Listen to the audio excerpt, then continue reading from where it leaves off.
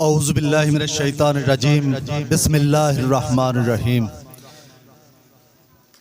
آج کے اس خوبصورت پروگرام میں Al Safa public school, Ayesha Horizon public school, social workers, سیاسی ورکرز اور بزنس مین کمیونٹی، علماء کرام، ان کی تشریف آوری پر ان کو خوش آمدید کہتا ہوں۔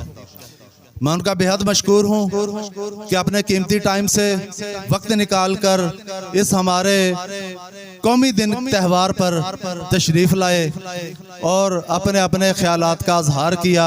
بچوں نے بہت اچھے ٹیبلوز پیش کیے، ان کی حوصلہ افزائی کی۔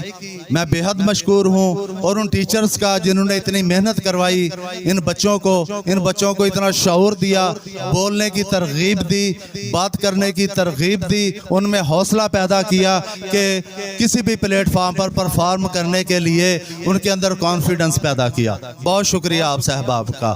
عزیزان ملت، آج 14 اگست کا دن ہے۔ میں دیکھ رہا ہوں کہ آج سے پہلے جس طرح ہم 14 اگست کے دن مناتے تھے، ایک عید کا تہوار کی طرح ہوتا تھا، گہما گہمی ہوتی تھی، مگر آج کے اس 14 اگست پر نہ کوئی گہما گہمی ہے، نہ بچوں کے چہروں پر رونق ہے اور نہ بڑوں کے چہروں پر رونق ہے۔ بچے افسردہ ہیں، گلیاں سنسان ہیں، پرچم پاکستان کے کہیں لہراتے ہوئے نظر نہیں آ رہے۔ اس کی وجہ کیا ہے؟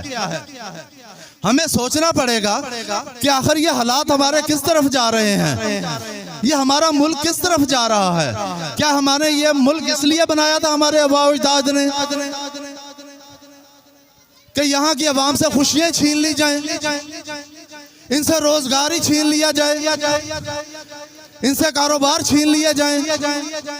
آج سکول بند ہو رہے ہیں، آج یونیورسٹیاں بند ہو رہی ہیں، آج کاروبار بند ہو رہے ہیں، بزنس کمیونٹی پریشان ہے، پڑھا لکھا نوجوان پریشان ہے، بزنس مین، زراعت کے شعبے سے وابستہ لوگ پریشان ہیں۔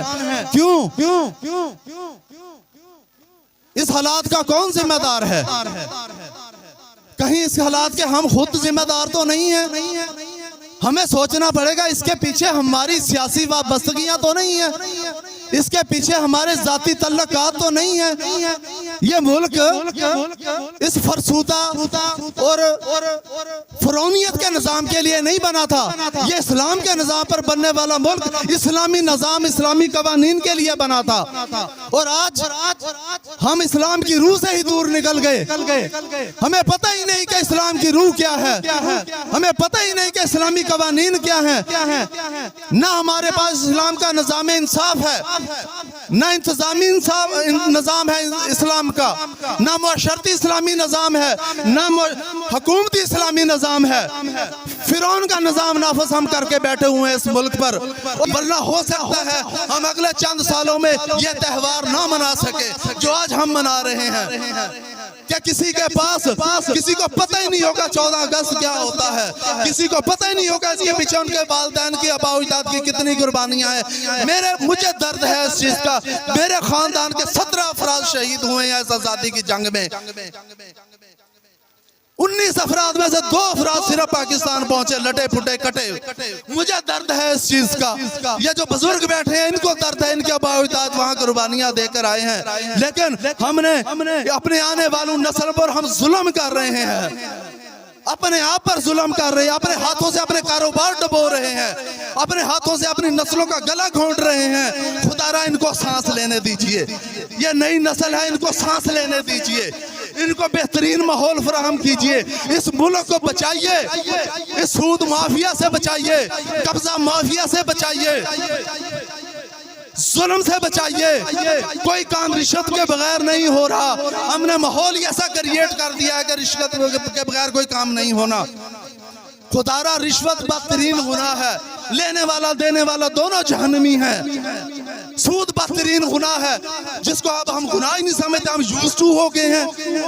بار بار رشوتیں دے کر اب ہمیں لگتا ہی نہیں کہ ہم رشوت دے رہے ہیں۔ سود کے کاروبار میں دھنس کر ہمیں لگتا ہی نہیں ہم سود کا کاروبار کر رہے ہیں.